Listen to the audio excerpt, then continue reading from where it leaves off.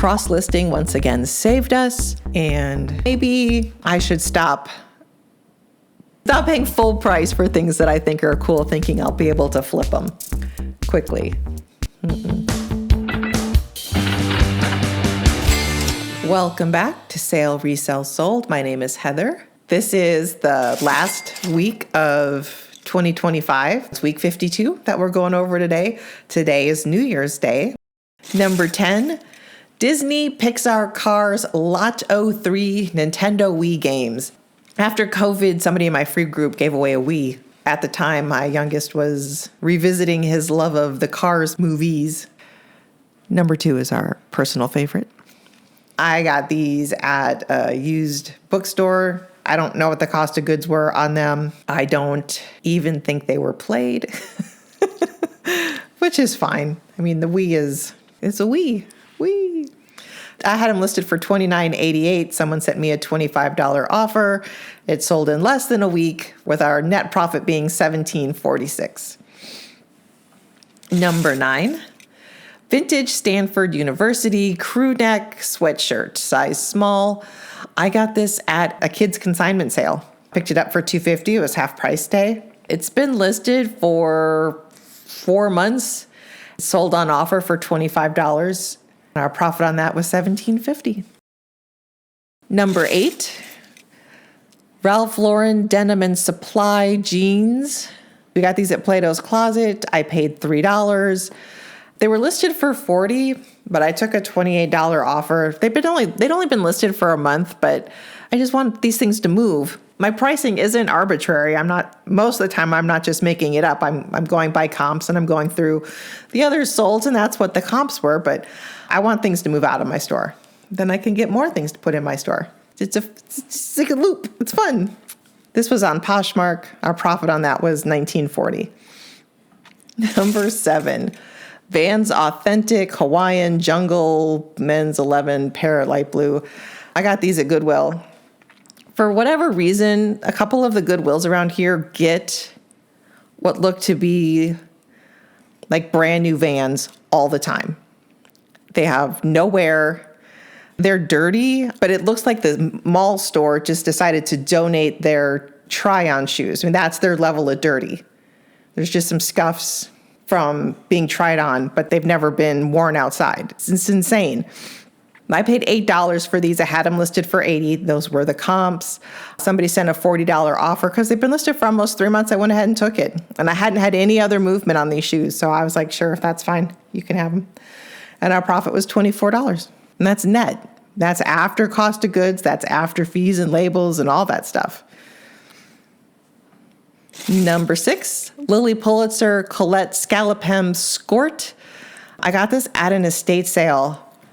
The volume of clothing that was in this woman's closet was insane. There were just piles and piles and piles of it. I don't even think I skimmed the surface. And there were 4 of us in the closet. And I was in there for a while. I was digging. I got some cool stuff. I barely touched the surface. And I typically don't grab white, but this looked pristine. So I went for it. It took 18 days to sell. Our cost of goods was $3.75 and our profit was $24.25. But I don't want to grow up to be a hoarder. I'm not completely sure that ship hasn't already sailed, but Number 5, Pistola Ruby High-Rise Palazzo Flare Pants Jeans. These took 2 months to sell, and I couldn't understand why these took so long. They were flare jeans. They were a good brand, high-rise, good condition. I did not put the size in the title or the description anywhere. You actually had to go in, scroll through the pictures to find the size. So thanks to the person who did that and sent me a $51 offer. These I had listed for $59.88. It still only took 2 months for these to sell, but I bet they would have sold faster if the size had been in the title. They were $9 at Goodwill, and our profit was $31.80. Number 4, Vintage Caroline Classics Floral Dress, girl size 12, all over print, pansies. I got this in my free group. I got this huge box of vintage children's clothing in my free group. I knew this one because of the Pansy print. There was so much Pansy in the 90s, 2000s that I knew it would sell fast. I have at least 20 dresses in varying sizes that are vintage from this box. They weren't all listed at the same time. They're getting put up in waves because there's just so much. But I knew this was different than the others because of its print. So it took 3 days to sell, full asking price on Poshmark. It was free, so our profit on that was $32. Number 3, vintage Disney Tinkerbell Pixie Hollow Teapot Playset with fairies accessories. I got this at Plato's Closet. When I saw it, I knew it was vintage. I grabbed it. It has been listed for 7 months, y'all, but it got a lot of looks. And that's 7 months on eBay, not Poshmark. I can't remember when we started cross-listing, so it's even less on Poshmark. But it sold almost immediately after Christmas for full asking price. So somebody got their Christmas money and was like, I'm buying that Tinkerbell teapot. My cost of goods on that was $6.50. So our profit on that after fees was $33.50. I knew it was a good pickup. It did take a minute to sell. Number 2, Disney Fairy Godmother dress size 2X, Cinderella, Bibbidi Bobbidi Boo. MNSSHP is Mickey's Not So Scary Halloween Party, where as adults you can dress up in costumes. Because they do have rules about that. I think the cutoff is age 12, where kids can wear costumes, but adults cannot. There's Disney bounding, where you can wear clothes that look themed to a character, but you cannot wear costumes where people accidentally might think you're a character actor working for Disney. So they do not allow that, except at that party. This was on eBay for $107.89, but I think they originally had it listed for $119.88. An offer was sent out, and they countered to $102, which I accepted. Our cost of goods on that was $40. I paid up for that at the Character Warehouse down in Orlando.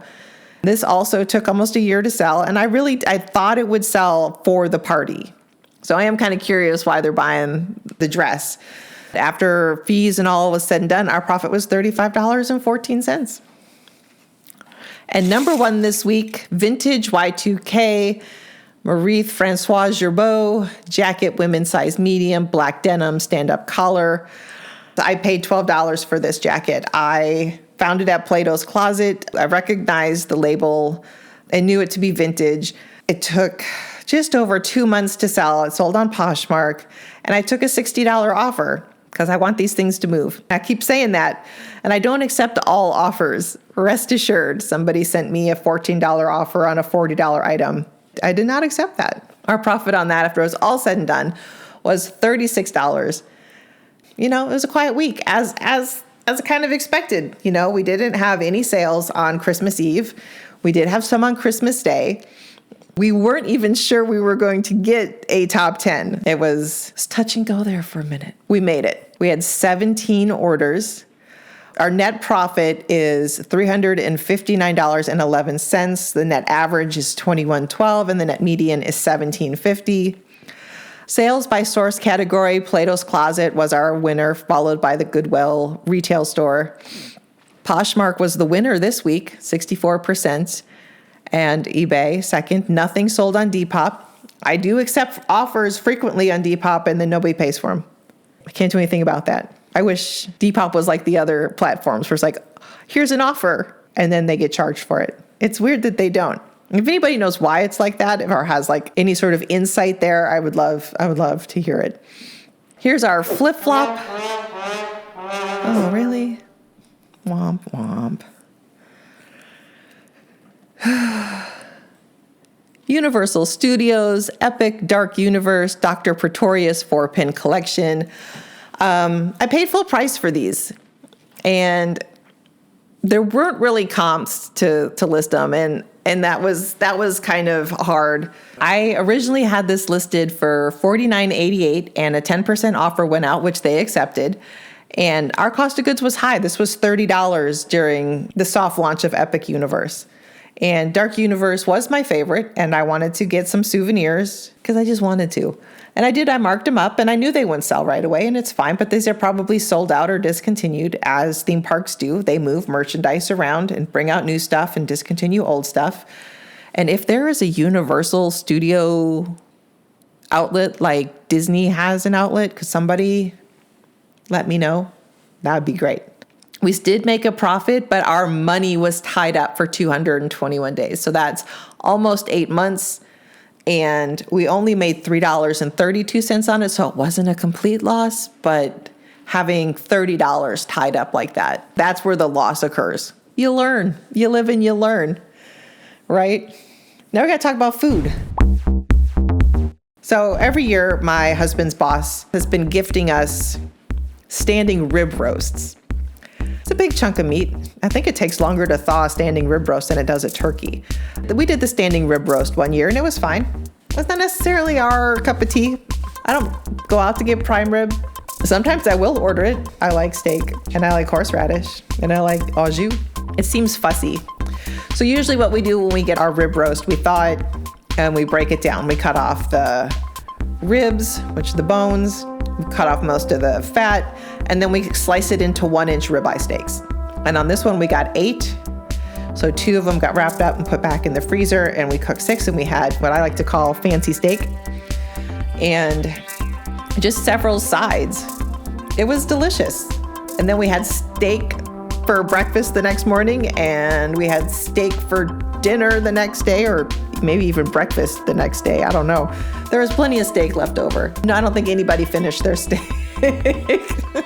There was a lot of sides and a lot of steak. I mean, it was like that big, that thick, but it was yummy. But that's our week. It was low key. Looking forward to the new year. I don't know if this is your 2026 wish list. This is like you want to start reselling. Just give it a try. Just pick something up in your house, take some pictures, put it up, see what happens. Don't look at what the listing price is. You got to go into the solds. My biggest pro tip on this is make sure that you take it to the post office in the time frame that you have agreed to with eBay. All right. Have a good year. Thanks for watching.